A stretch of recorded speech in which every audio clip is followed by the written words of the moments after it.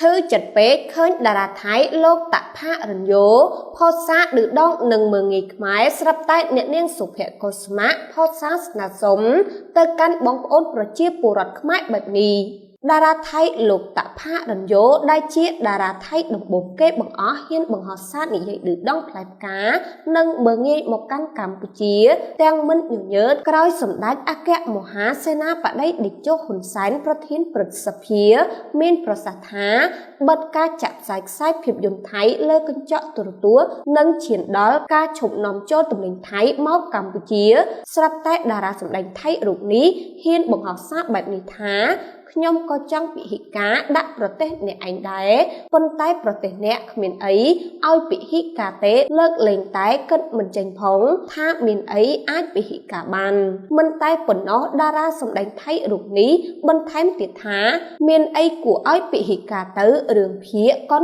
cầm vị tríផលិតផលអាហារនិងទេសចរសារបង្ហោះរបស់តារាថៃរូបនេះបានធ្វើឲ្យប្រជាជនខ្មែរជាច្រើនសម្ដែងការខឹងសម្បារចំពោះតារារូបនេះយ៉ាងខ្លាំងក្នុងនាមជាកូនខ្មែរមួយរូបដែលនោះឃើញគេផុសសារមើងខ្មែរបែបនេះតបចិត្តមិនបានអ្នកនាងសុភ័ក្រកុស្មាក៏បង្ហោះសារបែបនេះភ្លាមថាពិតជាស្នើសុំទៅកាន់បងម្ចាស់ផលិតផលក៏ដូចជាបណ្ដាក្រុមហ៊ុននិងផាប់ផ្សេងៗមួយចំនួនតូចសូមមេត្តាលើកស្ទួយគាំទ្រតារាក្នុងប្រទេសរបស់យើងជៀសវាងហៅតារាប្រទេសនឹង